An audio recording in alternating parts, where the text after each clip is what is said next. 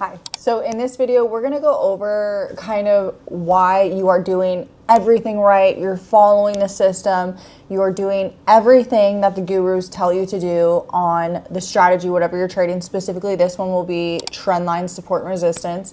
You get in on the trendline break and then just either immediately or a couple hours or a day later, it is a fake out. You're in drawdown, it hits your stop loss, and then you're just on this repeatable cycle of it always doing that, and you are like, what am I doing wrong?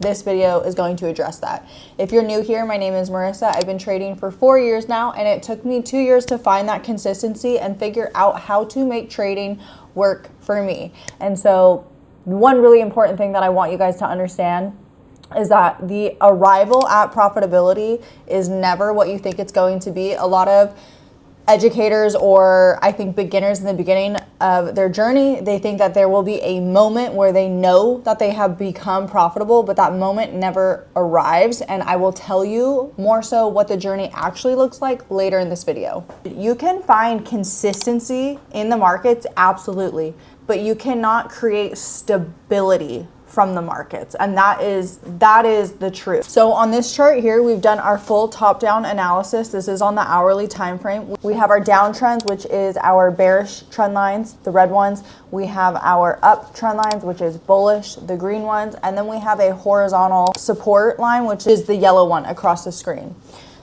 So if we were to get in here for a trend line break, because that is the strategy, when price broke this trend line, you would get in for a long position, and that's a totally valid position. This is something that I would even take considering the broader context of the market. However, the nuance that I want to talk about is if you are wrong or what to do when you're wrong, because a lot of traders get in this cycle, and I'm guilty of it myself even, to where when I had the understanding of the market and I was seeing profits, somehow there was always a moment in my trading to where I would give it back, whether that be the next trade or I would go on a couple losing streaks. I would always somehow give it back, never actually arriving at this profitability. And so we're going to kind of talk about that.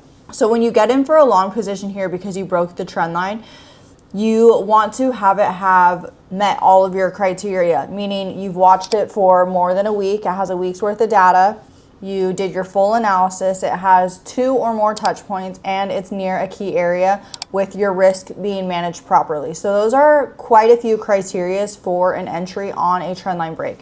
For this one specifically, it had 1 touch point all the way up here, 1 touch point down here, and then another touch point down here. So it had 3, and then it broke. It's staying above that horizontal support line, meaning it is another additional confirmation that this is a reversal. So it could be going in an upward trend now, especially because your risk is mitigated, because that upward trend line from the higher time frame, the green one, it's fairly close. So depending on your position size, this would be a valid setup. So I am anticipating that the price or price action could potentially bounce around while still staying within this healthy parameter of what I'm comfortable with before hitting my take profit area right around here to fill this gap previously. Because if you want to trade right, look left again. And since we had a gap down, usually price action in stocks, they want to go and fill that gap. Right now, we've been building a base right here. So I do anticipate us to go higher. However, this is a period of consolidation, so I could potentially be wrong. So that leads me to my next point. When you are in the area of trading where you're getting enough trades right to where you're getting excited about the journey, excited about the money that you've made, you're seeing some progress in your account, and then all of a sudden you're taking L after L after L, and then you're back at break even, or your account's lower than what you started and you gave back all of the profits. So essentially what you want to do with those profits, and this is where the way that I talk about trading, I would say, is substantially different than other traders' YouTube's pages or like education out there. I've consumed a ton of trading content, and what I feel like is lacking is that the educators, because they understand money, they understand the flow of money, the way that trading is represented, you can find consistency in the markets, absolutely. but you cannot create stability from the markets. And that is the truth. Even when you get very good at trading and you're making great profits and you've compounded your account to take big position sizes, stability is not something that occurs within the markets, because you always have to have a level of adaptability. You have to take on risk. It's a risk assessment, an exchange of how much money am I willing to lose to participate in this, to create money. So that is the level where there's no stability, but there is consistency. So what do you do with that? How do you create that stability for yourself? Well, when you take trades like this, these are like the base hits. You're not looking for home runs. As you can see, I didn't put my profit all the way up here like that.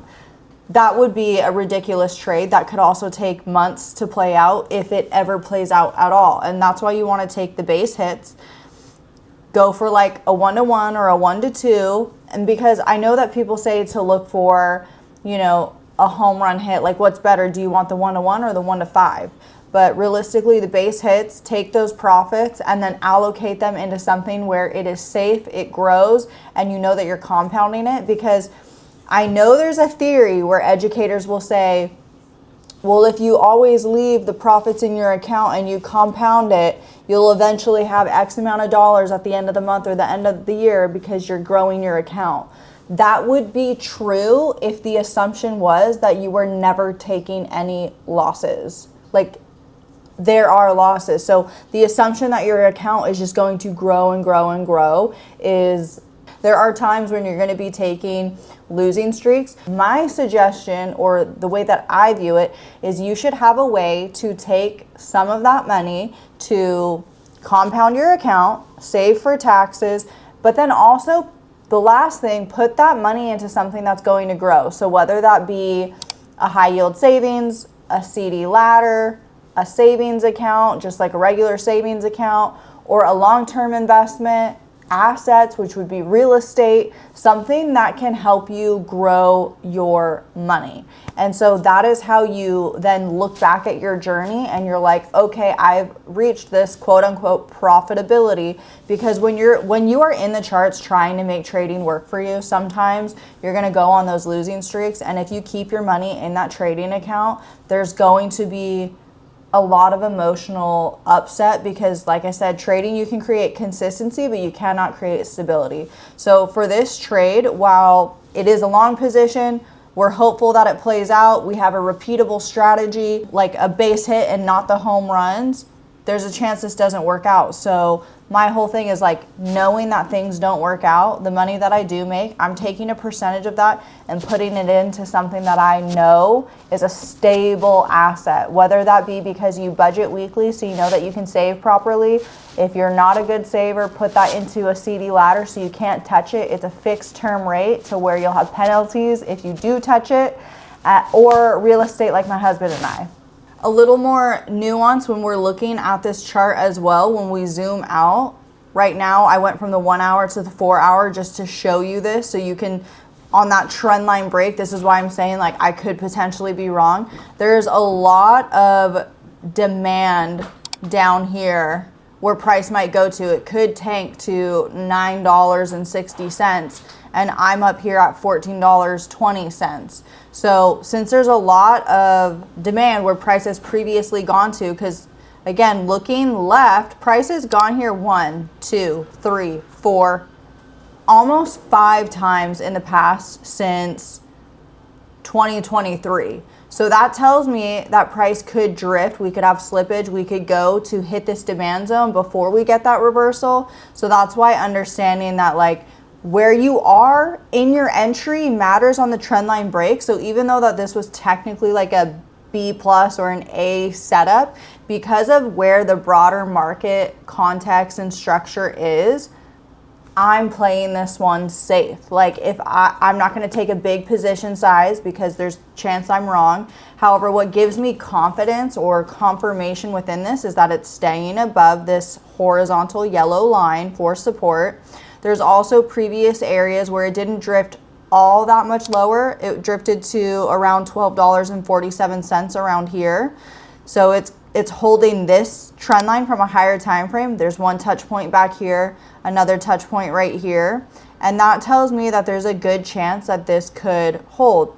There's actually 3 touch points. So that gives me a good indicator like, okay, this could be the reversal that I'm looking for, could fill the gap. So there's a lot of confluences that I'm getting confirmation and confidence from. However, like I said, like it's probabilities. I'm not going to be right on every single thing that I call. I'm not going to be right on every single entry that I make. I also know that losing streaks happen, and I've gone on them myself. I posted a video about it. I went on one in my futures account, and I was emotional about it. It was not my best trading, but those things are human things that occur, and you have to account for them. So I know that this is a little bit more psychology based, even though we have the charts open. I do want you to try and consider that whatever content you are consuming, I want to make sure that that educator has you in mind and like your success. So just really read between the lines or kind of question their motives for how they're delivering it. Like ask yourself some questions.